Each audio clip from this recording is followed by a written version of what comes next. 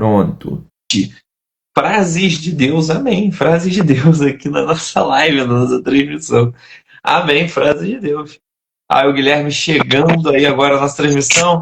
Boa noite, Guilherme. Seja bem-vindo. Boa noite, Gabriel. Tudo bom? Tudo certo e contigo?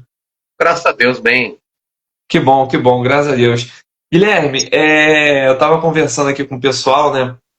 Que a minha página central da literatura, né, que é a página que eu falo mais sobre literatura, sobre livros, né, esse meu perfil aqui é um perfil profissional voltado mais para outros trabalhos, que engloba também literatura, mas né, mais trabalhos gerais. Estava explicando, né, que a página lá ela precisa bater 1.000 seguidores para conseguir fazer lives aqui no Instagram, né? Por isso que eu estou fazendo a live aqui nesse meu perfil aqui com você.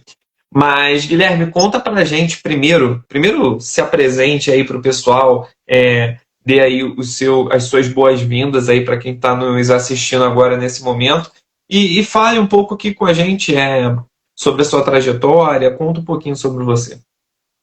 É um prazer estar junto de vocês aí hoje, viu? É uma honra para mim. Eu sou um escritor aí independente, né, no caso. Eu comecei a escrever em 2020. Na verdade, eu escrevo, né, desde a adolescência, mas um livro mesmo, um título mesmo, veio a partir de 2020, quando veio a pandemia. Aí de lá para cá foram alguns títulos por aí. Então, Um Assalto no Tempo não é a sua primeira obra, né? Você tem outras obras ali. Tenho. A minha primeira obra foi Apocalipse. Apocalipse, e tem a ver com o Apocalipse da Bíblia, não? É exatamente a minha interpretação do Apocalipse da Bíblia. Caraca, fantástico. Pô, não, antes então da gente falar de Um Assalto no Tempo, conta um pouquinho dessa sua primeira obra. E tudo foi inspiração mesmo, foi a partir da leitura da Bíblia que você teve a ideia de criar sua percepção? Conta um pouco. Foram estudos escatológicos, que é o estudo do fim dos tempos da Bíblia, onde vários livros da Bíblia que falam sobre o fim do mundo. Não é só Apocalipse que fala. E combinando também com o livro de George Orwell, de 1984. Sim. Que é uma sociedade distópica, né, e totalitarista. Perfeito, Guilherme. E você é natural de onde, né? A gente sabe que você vai lançar a sua obra, Um Assalto no Tempo, gente, para quem está acompanhando, será lançada na Bienal de Salvador, Bahia. Você é natural da Bahia? De onde que você é? De que lugar do Brasil você fala? Eu sou de uma cidadezinha chamada Diadema, em São Paulo. Diadema, São Paulo, sim. Conhecida também nacionalmente. Muito conhecida. A fama é que não é boa. Exatamente. Diadema, Osasco, né, cidades assim, ali da região metropolitana de São Paulo, que não tem... mas assim... Mas é só fama também, viu? É mais a fama mesmo. Mais a fama do que a realidade. E como que é? Eu também sou de uma cidade mais interiorana, né? Eu sou de Petrópolis, região serrana do Rio de Janeiro. E assim, eu trabalho com produção de conteúdo, trabalho com internet já e televisão também já há muitos anos. Então, há uma dificuldade, eu pelo menos sinto essa dificuldade, né? Sendo de uma cidade interiorana, para conseguir expor, divulgar os meus trabalhos e tal. A internet ajuda muito, mas mesmo ainda trabalhando com internet, é um pouco complicado você não sendo de uma capital, né? Digamos assim, você tem que correr o dobro, o triplo do que as demais pessoas. Para o escritor, principalmente o escritor independente, isso também é uma realidade. Eu vou ser bem sincero com você, eu tive uma frustração muito grande quando eu fui publicar meu primeiro livro. Porque o mercado literário é predatório, no sentido de que ele exclui toda a participação de escritores independentes da sua função. Ele só vai investir em livros que tiverem o escritor for famoso, no mínimo, sabe? Sim. Que houver lastro ou que houver já chance real de venda. Então, assim, é bem predatório. Então, foi um caminho bem difícil no início. A gente, como eu não conhecia nada, né, eu achei que era colocar o livro à venda e ele ia bombar. Isso, exatamente. Não, foi totalmente o contrário, na verdade. Então, assim, foi um choque de realidade muito grande no início, eu entender esse sistema, porque quando você lê um livro ou assiste um filme, principalmente nos Estados Unidos, você vê que os escritores são pagos, são comissionados primeiro, antes, às vezes, de fazer um livro. E eu achei que havia um lastro referente a livros, a escritores no Brasil. E não, na verdade é um mar de escritores independentes, né? E geralmente a gente tem que fazer tudo por conta no início. Não, com certeza. Deixa eu saudar aqui o Alexander Wayand, que entrou aqui na nossa transmissão. Gente, o Alexander Wayand é campeão estadual de jiu-jitsu, tá? Aqui no estado do Rio de Janeiro. E, inclusive, na próxima quarta-feira estará no meu podcast o Gabriel Barbosa Entrevista. Então, se vocês puderem acompanhar, vai ser um bate-papo bem legal. Estará ele e o pai dele. Ele tem um projeto social bem bacana em uma comunidade aqui da cidade de Petrópolis. Mas, Guilherme, falando especificamente, então, sobre o livro Um Assalto no Tempo Agora, essa obra ela é uma obra que retrata algo relacionado a mistério, true crime, viagem no tempo, tem um pouquinho de tudo, assim, pelo nome, né? Eu tentando fazer uma alusão, assim, pelo nome. Ele é uma mistura, né, de ficção científica, comédia, ação. Ele é o primeiro livro de gênero de ação que existe aí de autores independentes, pelo menos que eu vi, né? Pode ser outros. Mas no gênero de ação é o primeiro que eu vejo do gênero. É uma ficção científica com comédia. Interessante, interessante.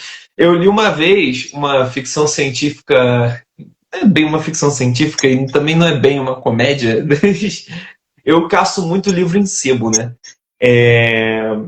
Já há muitos anos, antes de eu ter qualquer projeto literário, parcerias com editoras, escritores, enfim, antes de eu ter qualquer algo relacionado a isso, eu faço muita caça em sebos, somente sebos aqui da minha cidade.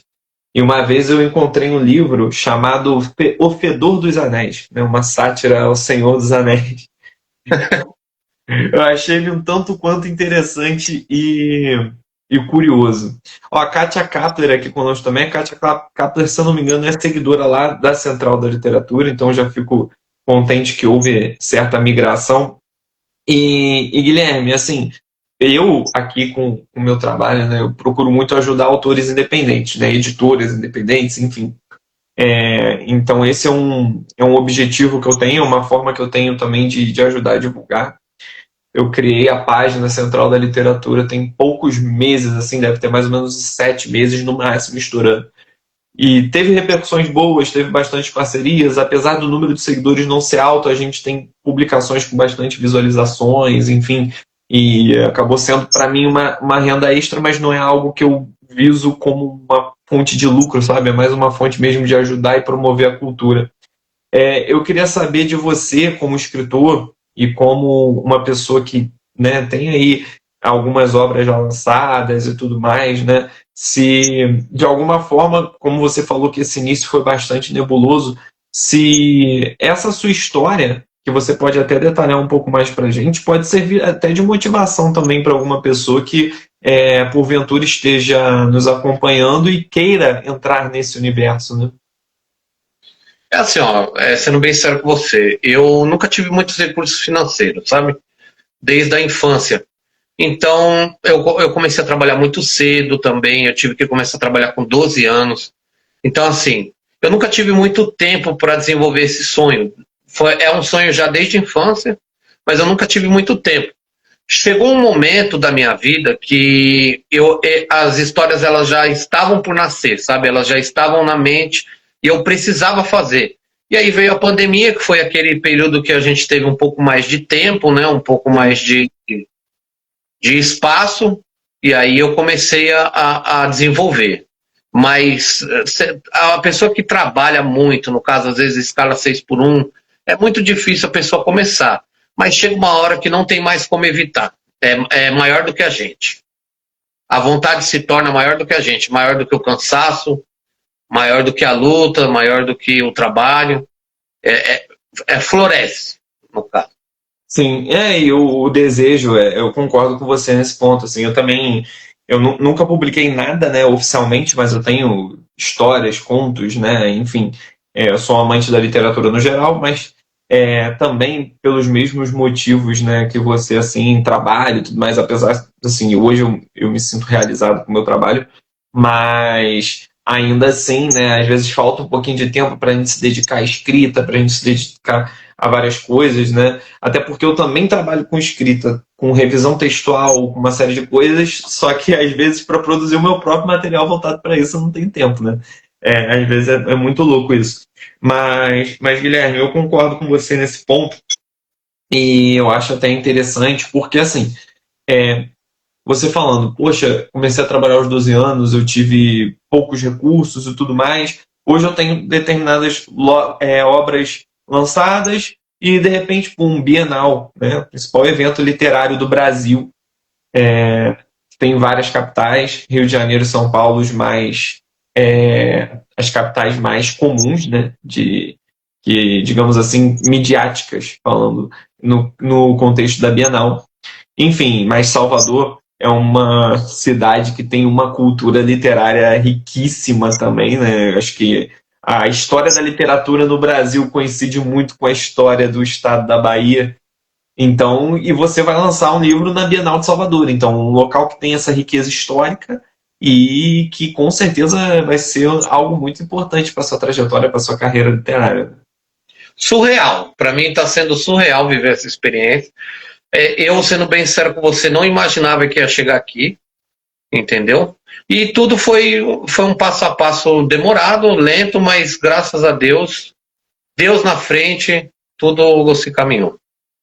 Não, ótimo, fantástico. E assim, eu frequento Bienal há muito tempo, né?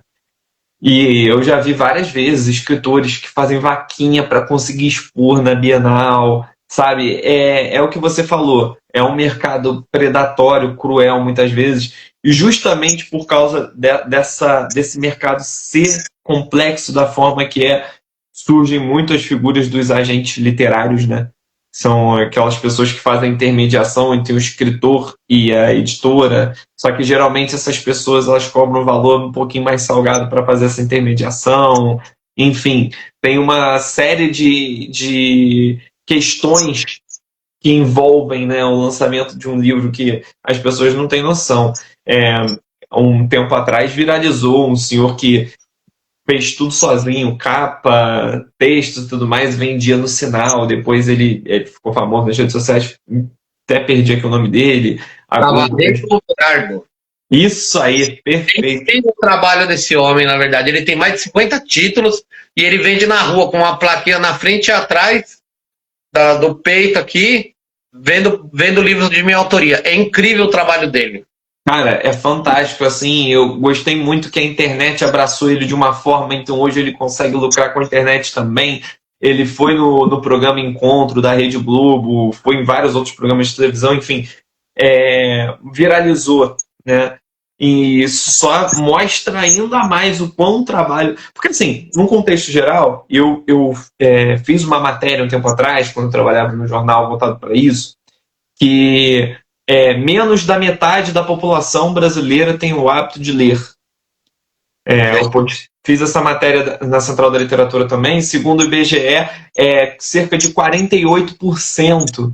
Ou seja, o trabalho do escritor já é difícil a partir daí, de convencer com que as pessoas leiam, né, cara? Publicar um livro, na verdade, ele é só metade do caminho do escritor. Porque o escritor ele se mata para escrever. Meus livros mesmo, todos foram escritos num celular. Então, assim, ele se mata para escrever, vamos dizer assim, ele tem que estudar bastante caminhos para poder publicar esse livro independentemente, seja editora tradicional, seja por conta, ou seja aquelas editoras prestadoras de serviço. Só que essa é apenas metade do caminho, porque vender, o público e o marketing são a outra metade mais difícil do caminho. Não, exatamente, sem sombra de dúvidas. Eu nunca imaginei que 50 mil palavras fossem mais fácil do que vender 50 cópias. Exatamente. Cara, é surreal mesmo, é surreal. E você vê, as pessoas não têm... Por exemplo, eu estou usando de tripé aqui 8 livros para posicionar meu celular, para ter uma ideia. Então, assim, só que as pessoas não pensam nisso, né? Uma vez eu recebi uma visita aqui na minha casa, a pessoa olhou assim, nossa, quanto livro, você já leu isso tudo? Mas você lê mesmo? Eu falei, leio. Tipo assim, as pessoas ficam espantadas que outras têm o hábito de ler. E aí tem aquelas que falam, poxa, eu queria muito conseguir ler, mas quando eu pego para ler um livro, me dá sono ou algo assim. Gente, pelo amor de Deus, vocês leem todos os dias com a tela do celular. Vocês leem todos os dias na televisão. Ou seja, é literalmente a mesma coisa. Não muda nada, sabe? É porque assim, nós não somos incentivados desde criança a ler, né? A Sim. gente não é da cultura brasileira que seja incentivado. Tanto nas escolas quanto em casa é muito difícil um incentivo maior à leitura. Então, a pessoa tem que amar mesmo ler para pegar o gosto mesmo, tá? Sim, exatamente. Assim, eu fico muito feliz quando, por exemplo, eu vou à Bienal e eu vejo filas, eu vou nas livrarias, eu vejo que a livraria ainda tem público, ainda consegue se manter. O lançamento de um livro tem gente, bastante gente participando dos lançamentos. Enfim, eu fico muito feliz quando eu vejo esse movimento, sabe? Porque realmente não é algo comum, infelizmente, tá? Infelizmente não é algo comum no nosso país, é igual você falou. A gente não foi criado para ler, para ter o hábito de ler, né? Eu tive a sorte de ter uma mãe professora de língua portuguesa, né? Então, assim, ou ler, né? Então, de alguma forma, para mim isso foi extremamente benéfico. Agora, para muitas pessoas realmente não tem essa cultura, né? E a gente vê a ausência da leitura sendo refletida em diversos outros fatores da sociedade, que você vê que, poxa, se as pessoas lessem mais, talvez a gente não enfrentaria diversos problemas que a gente enfrenta hoje. E, de um outro lado, também, a gente ainda tem essa questão do mercado ser ainda, voltando na parte da crueldade, cruel com quem quer adentrar nesse mercado. Nós vivemos em um sistema que tenta nos derrubar o tempo todo, né? Eles sabem que o conhecimento é poder, conhecimento é liberdade. Então, não que eles restringam, eles nem precisam restringir. Basta eles colocarem coisas que são consideradas mais interessantes, vamos dizer assim, mais próximas ao algoritmo que elas querem, para poder nos incentivar a burrice mesmo. É basicamente isso que eles querem. Não, concordo 100% com você, né? Incentivar as futilidades de modo geral. Uma pessoa que pensa por ela mesma é um perigo para o sistema. Exato. Concordo com você. E Guilherme, quais são as suas inspirações no geral para escrever? O que você se inspira? Pode ser de autor, pode ser de editora, pode ser de música, de situações de vida, enfim. Ou você simplesmente, às vezes, deleta tudo da cabeça, senta e começa a escrever e funciona e só sai, enfim. Como é que você busca inspiração para escrever? A maior inspiração literária que eu tenho é a Agatha Christie. Uhum. Eu li muitos livros dela de mistério na juventude. Não cheguei a ler os 80, mas eu li basicamente uns 30, 40 livros dela. Caraca, muito bom. É incrível assim, a minha inspiração ela vem de construir histórias que sejam baseadas na cultura brasileira e que sejam diferentes de tudo que já foi feito. O que é difícil, porque basicamente tudo já foi feito, né? É verdade. Basicamente tudo um Ctrl-C, Ctrl-V muito grande. E eu tento subverter os temas, subverter as situações para que elas se tornem totalmente diferentes do que a pessoa esperava.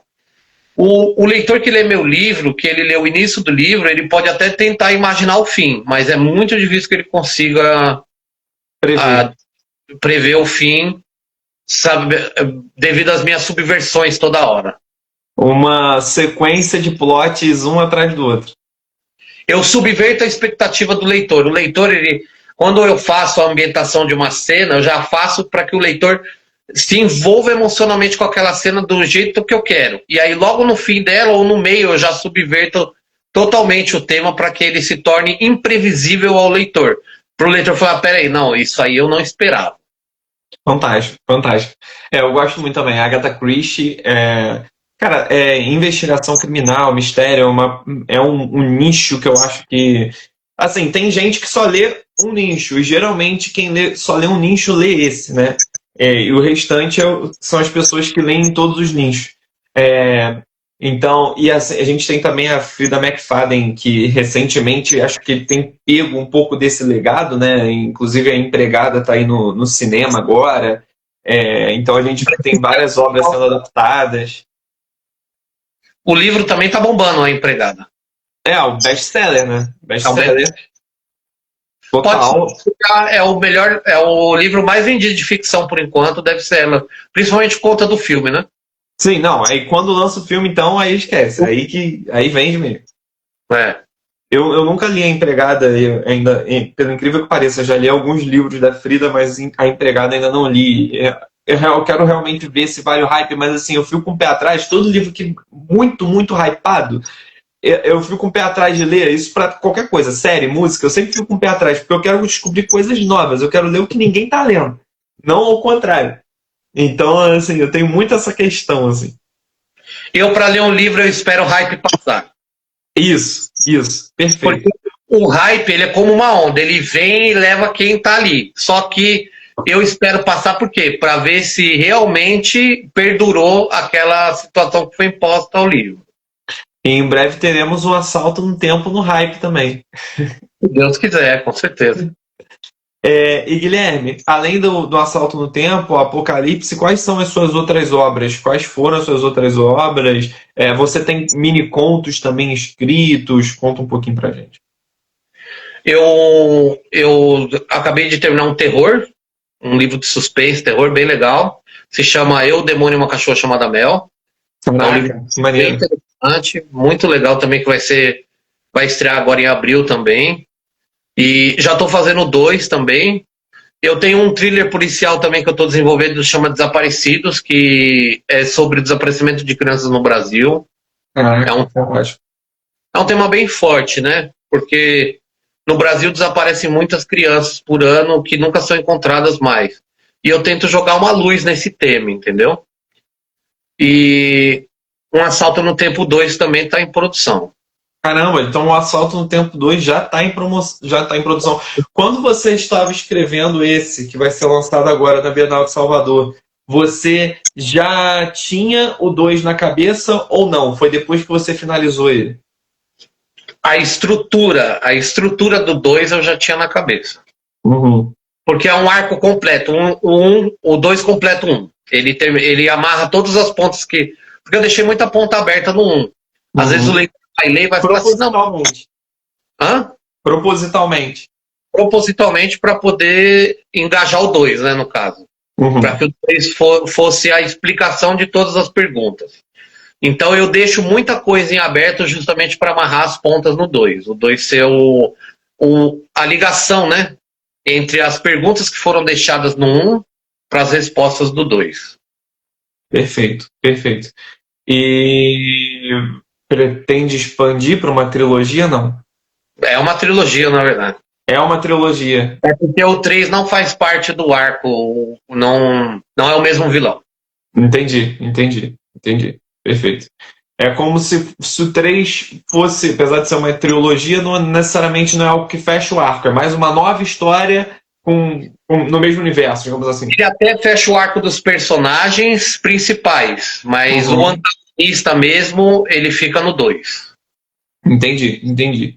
E além da Agatha Christie, que mais que você tem assim de inspiração fora da literatura, que te traz ideias, te traz inspirações para escrever, enfim? Filmes em geral inspiram bastante.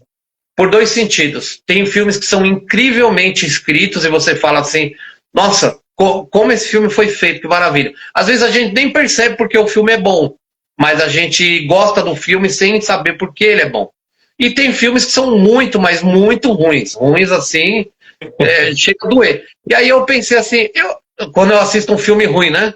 Eu pensei, não, peraí, eu que não sou nada, provavelmente consigo fazer alguma coisa melhor do que isso. Exatamente. Eu não sou ninguém, mas eu consigo escrever melhor do que isso daí. E foi assim que nasceu. E assim, os fãs, eles são exigentes no geral, né? Seja de filmes, de livros, enfim. Então, por exemplo, se a gente tem Por exemplo, vou dar um exemplo aqui que não é uma obra que eu acompanho, tá? Mas é uma obra que é extremamente hypada e eu respeito pra caramba, que é Game of Thrones.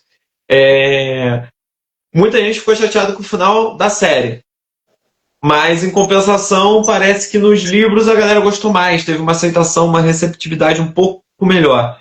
Ainda assim teve críticas, mas um pouco melhor. Então, como o público ele é extremamente exigente também, a gente, enquanto público, enquanto consumidor de filme, de livros, de séries, enfim, a gente tem uma percepção de que, poxa, eu faria assim, assim, assim, e dá vontade de colocar em prática. É exatamente essa sensação. Só que assim, eu não vou mentir. Quando você assiste um filme e depois lê o livro que baseou esse filme, realmente muda muita coisa. Muda. Até porque o filme ele tem que ficar mais comercial, né? Eu fiz uma releitura recente da saga Harry Potter. Uhum. E, cara, o livro é muito diferente do filme. Tem muito mais riqueza, questão conceitual, sabe? Questão estrutural também.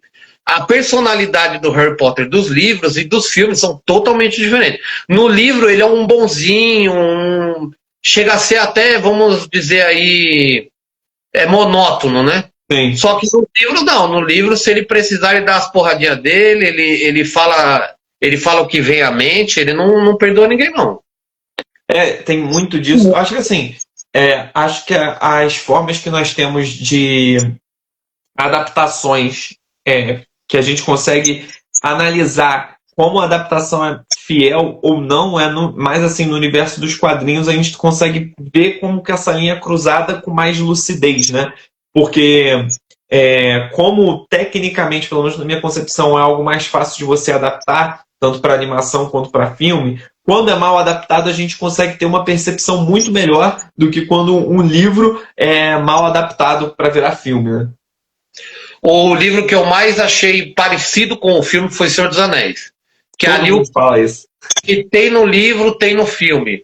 Então, tudo bem, são 4 horas cada filme, 3 horas e meia às vezes, mas realmente foi muito fiel ao livro, assim, seguiu à risca tudo. Tudo que o livro se propôs a pensar, se propôs a mostrar para o seu leitor, o Peter Jackson também apresenta nos filmes, entendeu? Sim. Não, Senhor dos Anéis realmente é uma adaptação praticamente fidedigna, muito fidedigna. E o legal é que, tipo assim, vamos supor, legal entre aspas, né? Porque a gente estava criticando aqui que as pessoas não têm o hábito de ler. Só que assim, Senhor dos Anéis, para você ler, é 1 ano, e assim, no mínimo, para você ler Senhor dos Anéis. Então a pessoa consegue, às vezes, em uma semana assistir todos os filmes. Beleza, ela tem um dia. Fechou.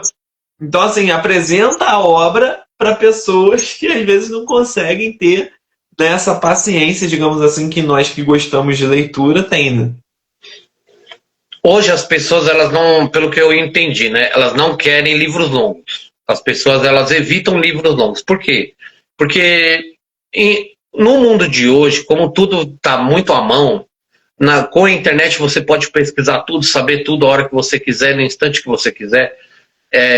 Livros longos, eles se tornaram chatos para o novo público, sabe? Até para o público antigo, eles evitam livros longos, livros de 400, 500 páginas. Justamente por isso. Porque a gente foi tão acostumado com algoritmos que entregam textos curtos, mensagens curtas, que a gente desacostumou a ler muito, entendeu? Eu concordo contigo. E a gente está falando de adaptação, estou olhando aqui no meu tripé improvisado aqui, tem uma adaptação aqui também, que é o do Mágico de Oz, né, que é um clássico que foi adaptado pra caramba, né? Eu estou olhando aqui até para pegar o gancho. Gente, as pessoas falam que literatura às vezes não é muito acessível. Eu paguei R$2 nesse livro no sebo. Um clássico da literatura. Assim, claro que ainda falta ser um pouco mais democratizado o acesso à literatura no Brasil, pelo menos na minha opinião, mas tem muitas opções, tem bibliotecas públicas em várias cidades, enfim. Então, eu acho que isso não é necessariamente uma desculpa para a pessoa não ler. Exceto, claro, aquela pessoa que realmente não tem tempo hábil para aquilo porque precisa sobreviver, óbvio. Mas se a pessoa tem um tempinho ali para se dedicar ao lazer, a literatura é uma excelente fonte de lazer e de conhecimento. A internet, ela democratizou muito a questão do escritor lançar um livro. Sim. Porque da internet você teria que ter um conhecimento, às vezes uma indicação, era muito mais difícil. Hoje você publica lá em plataformas online e você começa a vender na hora que você quiser, por quanto você quiser. Mas outro avanço que eu considero muito bom, e o pessoal vai me criticar bastante por isso, que é o audiobook. O audiobook hoje, a pessoa que não tem tempo, a pessoa ela pode recorrer ao audiobook como uma facilitação da leitura. Porque, querendo ou não, você pode ler num ônibus lotado, num trem lotado. Você parte. Então é perfeito. O audiobook ele democratizou essa questão da pessoa não ter tempo. Entendeu? Às vezes eu tô com a vista muito cansada. Tô trabalhando com a vista muito cansada. Eu ponho um audiobook, porque aí eu não vou precisar ler, não vou cansar mais a vista do que necessário. E ainda vou ter todo o conhecimento ali que o livro fornece, entendeu? É verdade, eu concordo com você. E, Guilherme, já que você citou o audiobook, né? Isso aqui estava também nas minhas ideias aqui de perguntas para te fazer. Já pensou, cara, em alguma obra sua, ou até no Assalto no Tempo mesmo, transformar em audiobook, ou se já tem audiobook, enfim? A editora já está produzindo um audiobook do Assalto no Tempo, graças a Deus. Fantástico, fantástico, fantástico. Então, tem a nova era do livro. Não, com certeza. Inclusive, eu vou até aproveitar aqui a oportunidade, Guilherme. Sabe? Não ouvi. Eu prefiro ler um livro físico do que um e-book. Eu acho que cansa menos a vista. Também prefiro. Eu gosto da sensação de pegar o livro na mão, é importante você guardar. Agora, o audiobook eu considero ele o novo passo do livro. Não Sim. Algo que vai matar o livro, não, pelo contrário, ele pode democratizar ainda mais a leitura de livros no Brasil. É mais ou menos fazer uma analogia igual as pessoas falavam, a internet vai matar a televisão. Não, você vê a televisão e a internet trabalhando juntas hoje. Talvez uma tecnologia que houvesse revolucionado em sua época, que era a TV vai matar o rádio. E não. O rádio segue firme e forte até hoje, a televisão no segmento dela, o rádio no segmento dela. Inclusive, até mandar um abraço aqui para o Adriano, da editora Literatura Ativa, né? Que fez todo o contato aqui para que essa live acontecesse, que é o selo que está lançando também o livro do Guilherme, que é o livro Um Assalto no Tempo, e a editora Literatura Ativa tem vários lançamentos. O Adriano está até comentando aqui na nossa transmissão. Olha, galera boa da literatura, boa noite, Adriano. Vários lançamentos, várias novidades aqui da editora Literatura Ativa, não só Um Assalto no Tempo, vários outros livros também que a editora está lançando, um trabalho muito bonito que a editora está fazendo. Então, vale a pena acompanhar e seguir também no Instagram o perfil da editora Literatura Ativa, que está fazendo toda essa produção, inclusive o audiobook aí que o Guilherme citou, né, Guilherme?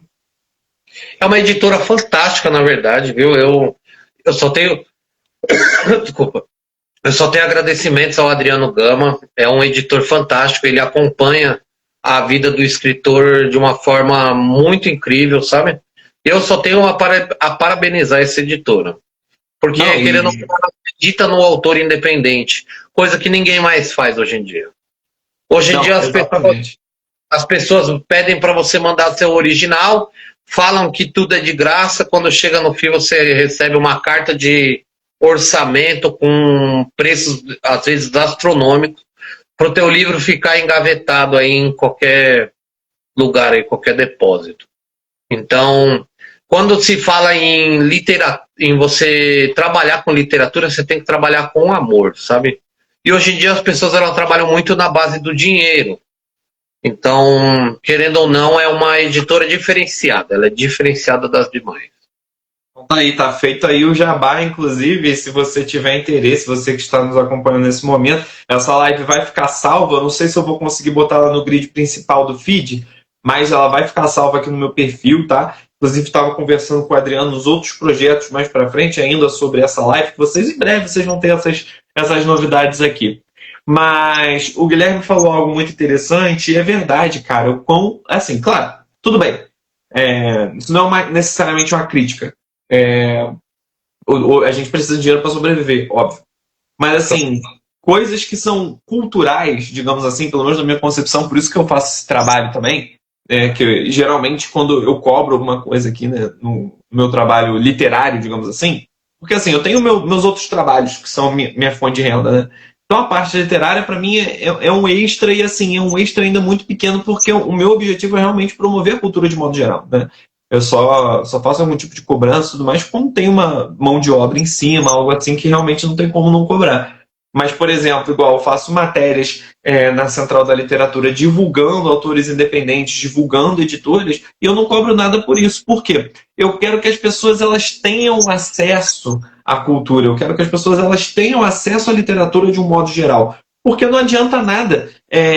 Vamos supor, o Adriano, que faz um belíssimo trabalho na editora Literatura Ativa, ter esse trabalho todo, gasta dinheiro para fazer esse trabalho, para esse trabalho não ser acessado por pessoas para fora da bolha. Então, assim, justamente por isso que eu faço esse trabalho também. E eu acredito que uma mão lava a outra nesse quesito, né? Os escritores mais experientes ajudam os escritores mais novos, enfim. E desde que eu comecei a entrar nesse universo da literatura de forma incisiva na internet, eu só conheci pessoas boas até agora, né? Só conheci pessoas boas, só conheci pessoas com o mesmo propósito que eu, de divulgar a literatura, enfim. Eu acho que isso é muito importante, Guilherme. A comunidade de escritores, ela é muito, dos escritores independentes, ela é muito unida. Muito. No sentido de aprimoramento, de aperfeiçoamento, de aprendizagem. Muita gente me ajudou nesse caminho, como fazer, como publicar, aonde publicar, qual daria mais retorno. Então, assim, é uma comunidade muito unida. O que eu vejo é que existem histórias fantásticas que às vezes são engolidas pela máquina literária, sabe? São histórias que, se nascessem, se dessem o brilho de sol que elas necessitavam, se tornariam best-sellers absolutos. Muito melhores do que às vezes a gente vê hoje em dia. Esses tempos atrás eu vi uma fanfic do Harry Potter, que foi um angolano que escreveu. Eu considerei até que ele escreve melhor do que eu. E tava uma história incrível, impecável, muito melhor do que a J.K. Rowling fez nos seus livros originais. Muito superior a ela. Mas assim, e você vê, são livros que às vezes não encontram sua luz, justamente por conta do mercado predatório literário brasileiro. Entendeu? Sim, concordo com você. E quais são as suas expectativas hoje com o Assalto no Tempo, Guilherme? JS Livros mandou um kkk aqui pra gente. Seja bem-vindo, boa noite. Quais são as suas expectativas hoje daqui para frente com o Assalto no Tempo? O que você planeja dessa história, no que você quer transformar esse arco que você criou e ainda está produzindo com o Assalto no Tempo? O que você quer, imagina, por exemplo, daqui a 10 anos eu quero que um Assalto no Tempo seja reconhecido de tal forma. O Assalto no Tempo, ele fala sobre luta de classes. Sobre a grande diferença entre os pobres e os ricos nesse país. Ele, na verdade, é uma crítica à nossa sociedade, à nossa classe política, em forma de piada, né, em forma de comédia. Mas, ainda assim, ele fala sobre as lutas de classe que o Brasil tem. A diferença, o abismo enorme que existe entre o rico e o pobre nesse país. Entendeu? Eu acredito que um Assalto no Tempo daqui a 10 anos, o que eu espero, né? Apenas que ele seja lido. É a única coisa que eu tenho esperança nele. Eu não fiz ele para lucrar horrores, que eu quero ficar rico, virar um best-seller. Não. Eu acredito que se houver leitores, se houver público para ele, eu já me sinto muito satisfeito. Entendi. Não, super bonito isso que você está falando. Inclusive, eu achei interessante, porque até em relação a autores independentes aqui brasileiros, né? A gente não tem muito a perspectiva de que esses autores criam histórias feitas no Brasil, né? Eu vejo muitos autores brasileiros independentes criando histórias com ambientações em vários locais do mundo. Isso não é uma crítica, tá? É a inspiração de cada um. Ou em universos ficcionais, mas eu acho muito bonito você falar sobre o Brasil e sobre os problemas do Brasil, claro que ainda em forma de comédia e tudo mais. Mas ainda assim em falando sobre Brasil, porque eu acho que isso aproxima muito o público. Porque, por exemplo, Machado de Assis, para mim, é o maior escritor de todos os tempos, da história da humanidade. Machado de Assis é muito mais vangloriado, se calhar, fora do Brasil do que aqui dentro. E ele fala muito de Brasil. Muita pessoa que promove livro nos Estados Unidos, lá na gringa, fala muito bem de Machado de Assis, coisa que aqui no Brasil a gente não vê falar. Claro, nas escolas o incentivo é muito importante, foi aonde nós conhecemos, né, esses livros, que seriam a cultura clássica brasileira, mas realmente o pessoal lá de fora, ele geralmente dá uma preservada melhor na nossa cultura do que nós mesmos. Todos os meus livros se passam no Brasil. Todos são ambientados no Brasil. Apocalipse em São Paulo em 2054. Tempo em São Paulo, 2025. Esse novo livro de terror, ele se passa em Santa Catarina. Agora o meu novo vai se passar no interior de Minas também. Então eu não escrevo fora do Brasil. Cara, que maneiro. Fantástico. Eu fiquei com interesse em ler o Apocalipse agora. Só nomes brasileiros. Nomes brasileiros também. Um nome sequer estrangeiro. Todos têm que ser brasileiros. Caraca, cara, isso é maravilhoso, cara. Isso é maravilhoso.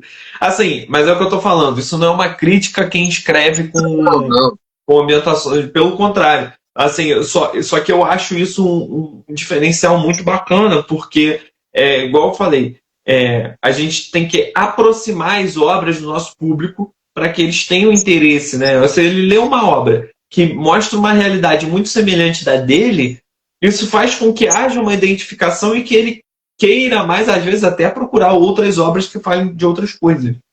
Exatamente, a identificação com a nossa cultura que eu busco com o leitor, entendeu? É o que eu tento a todo momento trazer.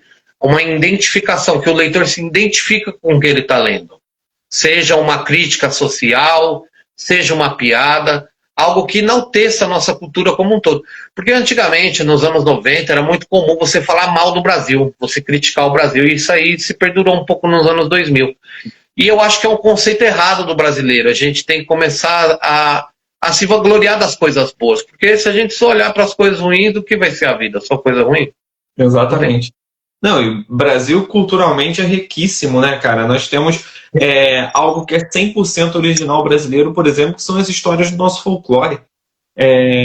Então, o Brasil ele tem uma diversidade cultural e literária fantástica, assim, que realmente, como a gente comentou, é mais explorado às vezes até fora, e mais valorizado até fora do que valorizado aqui dentro. Pô, Guilherme, deixa eu te falar uma coisa, cara. Eu não sei se você tem agenda para o Rio de Janeiro, se você vai vir ao estado do Rio de Janeiro em algum momento, mas eu gostei tanto da nossa conversa que eu quero te levar um dia no meu podcast, cara. Aqui em Petrópolis, tá? Que é gravado. É uma cidade turística, então você vai gostar bastante de passear por aqui e participar do meu podcast que eu gravo toda semana, que eu acho que vai ser bem bacana, cara. Eu me sinto honrado com o convite. Eu por ser CLT, né, não tenho muito tempo disponível. O trabalho consome bastante a gente, mas tendo a oportunidade, com certeza aceitaria. Com certeza. Com certeza, com certeza. Vamos marcar esse bate-papo aí em algum momento. Se eu tiver de férias, não sei, enfim. A gente dá um jeito, né? Pelo menos hoje, com o poder da internet, a gente está conseguindo fazer esse bate-papo aqui. E Guilherme, eu queria saber de você, né? Falta mais ou menos uns 20 minutos aqui para a gente finalizar. Eu queria saber de você, assim, como hoje, amigos, família, como que as pessoas próximas de você veem você seguindo essa sua trajetória literária. E claro que no começo sempre tem aquela parada, pô, vai escrever livro, sempre tem o julgamento, que isso é normal, ainda mais como a gente falou aqui desde o início da nossa conversa. E no Brasil as pessoas não têm o hábito disso, né? Mas eu queria saber de você, cara, como é que é essa recepção das pessoas próximas, assim? Eu sou visto como uma piada na família. Um maluco. Um maluco. Todo mundo que segue um caminho diferente do padrão, ele é considerado maluco pelas outras pessoas. Se você não está no padrão de vida que ela imagina para ela mesma, ela não vai aceitar que você siga um caminho diferente. Eu tenho apoio assim mais dos meus irmãos, mas a família em geral é maluco mesmo. Não siga esses sonhos, isso nunca vai dar certo. Eu ouço bastante críticas negativas o tempo todo. Sabe o que é mais engraçado? É que depois que dá certo, as mesmas pessoas que falam, ah, não, falavam que não vai dar certo. Não, pô, eu tenho um orgulho danado do Guilherme, porque ele é um escritor renomado. Que não sei o quê. Viu? Oi? É que dão força ao meu trabalho, na verdade. Não, é isso que nos alimenta. Eu mesmo, pô, quando eu escolhi o jornalismo, porque todo mundo, e não é uma mentira, tá, gente? Mas a pessoa falava, não, não vai dar dinheiro, que não sei o que e tudo mais. Consegui fazer meu nome aqui no jornalismo da minha região. E aí, depois, a segunda parte disso foi quando eu larguei o emprego formal para empreender. Ah, que não sei o que, mas, pô, sempre bate aquela dúvida, né?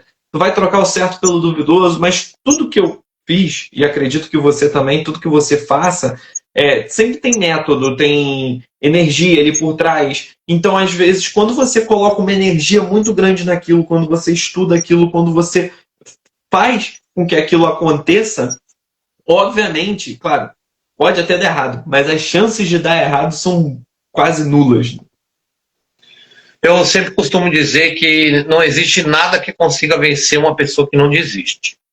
Aquela pessoa que ela mantém a constância, mesmo que seja um início difícil, e ela mantém uma constância no trabalho dela.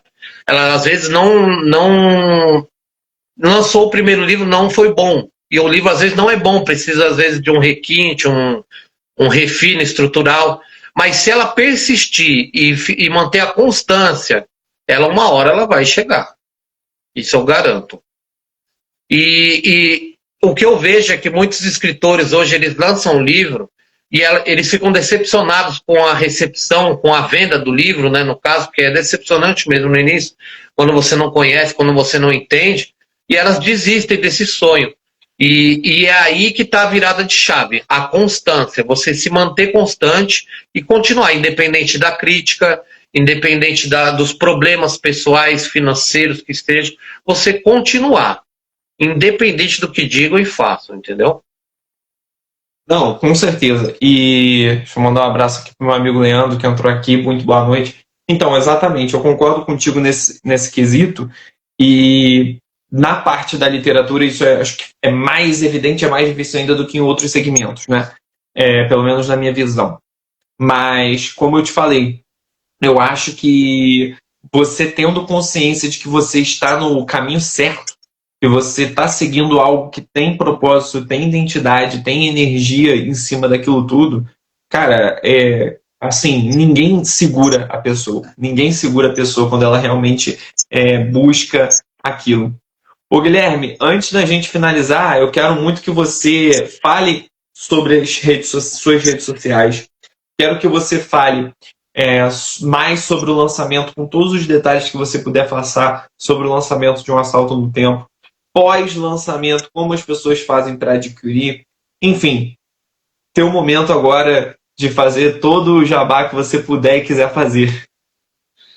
O Assalto no Tempo ele já está em pré-venda em todas as maiores plataformas digitais. Ele posteriormente a Bahia ele vai ser lançado também na Bienal de São Paulo. Ele vai para a Bienal de São Paulo. E eu conto muito aí com o apoio dos leitores, do pessoal do canal também, para a gente dar seguimento nesse trabalho. Perfeito, Guilherme, perfeito. E como as pessoas fazem, de repente, para entrar em contato com você através da rede social também? As duas, tanto o Facebook quanto o Instagram, @Guilherme Becker Escritor. Perfeito, perfeito. E você está começando agora também com esse mundo do digital ali, né, mais voltado para a parte literária, né, cara? É um desafio que hoje também o autor independente ele precisa percorrer, por causa que não adianta, né? Eu trabalho com marketing digital também. Eu não tinha redes sociais até começar com a literatura. Agora é que eu tenho redes sociais por conta da literatura. Aí. E como é que tá sendo para você entrar nesse mundo assim? Tipo, não, é porque é necessário, tem jeito. Não, é importante, eu recebo muito direcionamento da minha editora. Sim. O Adriano, como editor, ele é um cara fantástico, porque, vamos dizer aí que eu era muito inexperiente na questão de venda, né? Na Sim. questão de a parte da editora. Da editora eu era muito inexperiente. E isso me afetou bastante. O Adriano ele me ajudou bastante nesse sentido. E é bom também a editora te dar esse suporte, né, cara? Porque é mais mandar um abraço aqui para tia Lu. Chegou um recado aqui para mim. Manda um abraço para tia Lu, um grande abraço. É porque ela comentou aqui como Luciane, só que tenho o hábito de chamá-la de tia Lu, entendeu? Então, para mim, se chamar Luciane ia ser meio difícil, mas um grande abraço aí para tia Lu. Mas, Guilherme, antes de finalizar, assim, só para a gente fechar, é importante, né, a editora dar esse suporte completo para o autor, né? Inclusive nessa parte também de vendas e de rede social. Para mim foi o diferencial principal. Por quê?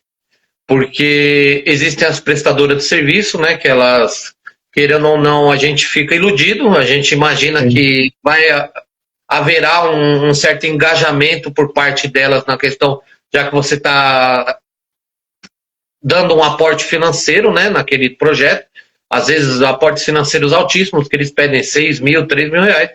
Então, é muito importante, é o crucial, principalmente como eu disse para você, eu que não conhecia nada do mercado, como era gerido, como era produzido, tudo isso, para mim foi a diferença entre desistir ou não. Como eu disse para você, tantos projetos maravilhosos que o pessoal desiste por não haver público, por não encontrar público para esses livros, essa editora me salvou. Fantástico, fantástico, fantástico esse relato. E, Guilherme, acho que é isso. Assim, basicamente, foi muito boa e proveitosa a nossa conversa. 1 hora passa rápido, mas assim, é o limite de tempo aqui também que o Instagram ele deixa a gente ter essa conversa, né? Após 1 hora, ele já corta a transmissão e tudo mais. Nós estamos batendo agora 55 minutos. Mas eu quero te agradecer muito, cara, pela disponibilidade. Fiquei muito feliz com tudo que a gente conversou aqui hoje. Acho que deu para a gente pincelar vários assuntos literários, não só o lançamento do livro. Isso é uma coisa que eu sempre faço também, tenho muita questão de fazer, que é realmente um abraço novamente aí para a Tia Lu que está comentando na live. Mas, assim, é uma coisa que eu faço muita questão de fazer, que explorar um pouco também a pessoa, não só o escritor, não só o profissional que está ali conversando comigo, enfim, eu faço muita questão disso, explorar um pouco mais, eu quero conhecer sempre um pouco mais da pessoa e do que ela pensa sobre alguns aspectos, enfim. Então, eu fiquei muito feliz com essa conversa, fiquei muito feliz também dessa sua participação na nossa transmissão aqui, cara. E mais para frente, né, eu conversar com o Adriano também, o Assalto no Tempo já lançado, ou quando for lançar o 2, enfim, a gente de repente até marca um outro bate-papo, que realmente foi muito bacana. Eu agradeço demais a oportunidade que você deu e parabéns pelo seu projeto, porque ele incentiva cada vez mais os escritores independentes, viu? Obrigado, Guilherme. Esse é meu objetivo mesmo. Bom, e agora falando com todo mundo que está assistindo, né? Essa live vai ficar gravada, como eu falei, ela não vai estar no feed principal, né, o Guilherme, como eu citei. Eu não sei se ela vai estar no feed principal, mas de qualquer forma as pessoas vão conseguir assistir depois, e depois tem outras novidades também relacionadas a essa própria live. É isso, Guilherme. Boa noite a todos.